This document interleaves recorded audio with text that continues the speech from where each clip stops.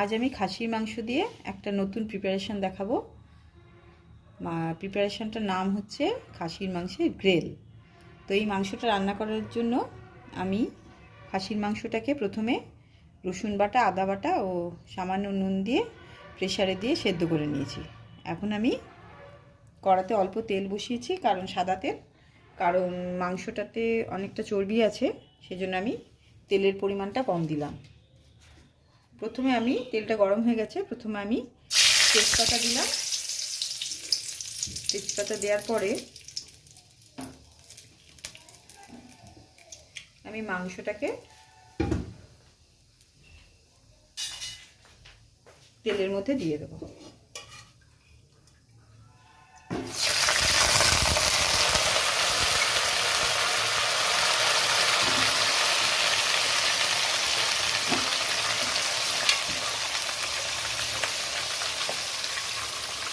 সেদ্ধ করা যে স্টকটা, সেটাও আমি একসঙ্গে দিয়ে দিলাম।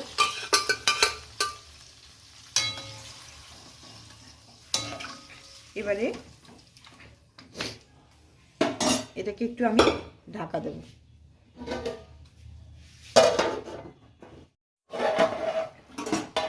কিছুক্ষণ মাংসটা জলের মধ্যে ফুটছে। এবারে আমি পেঁয়াজ কেটে রেখেছিলাম, ওই কুচনো পেঁয়াজটা উপর থেকে ওর মধ্যে দিয়ে দেবো।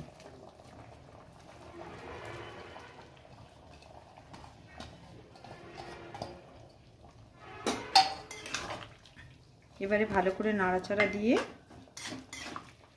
আবার এটাকে ঢাকা দিয়ে সেদ্ধ হতে দেব।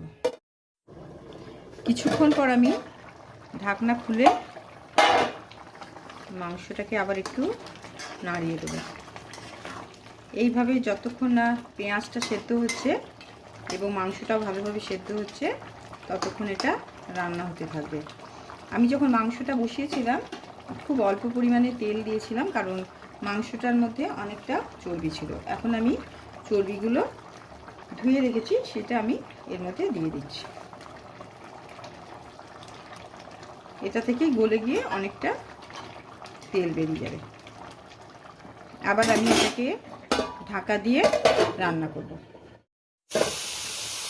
কিছুক্ষণ পরে আমি ঢাকনা খুলে আবার একটু মাংসটাকে নাড়িয়ে দিলাম। এখনও কিছুটা জল আছে, আর এই মাংসটাতে কোনো হলুদের ব্যবহার করব না। জলটা যতক্ষণ না কমছে ততক্ষণ এটাকে আমি ঢাকা দিয়ে রান্না করব। মাংসটা আমার মোটামুটি হয়ে গেছে। এবারে আমি এর মধ্যে পরিমাণ মতো গোলমরিচ গুঁড়ো দিয়ে দেবো।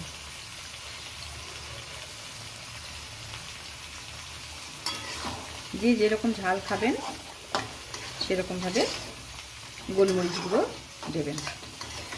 এবারে আমি আর কিছুক্ষণ এটাকে একটু ঢাকা দিয়ে রান্না করব, করে এটাকে নামিয়ে নেব। আমার মাটন গ্রিল রান্না করা হয়ে গেছে। এই রান্নাটা ভাত, রুটি, ফ্রাইড রাইস সবের সাথেই ভালো লাগে। তবে আজ আমরা এটা ফ্রাইড রাইসের সাথে খাবো, আর রাতে রুটির সাথে খাবো। ধন্যবাদ।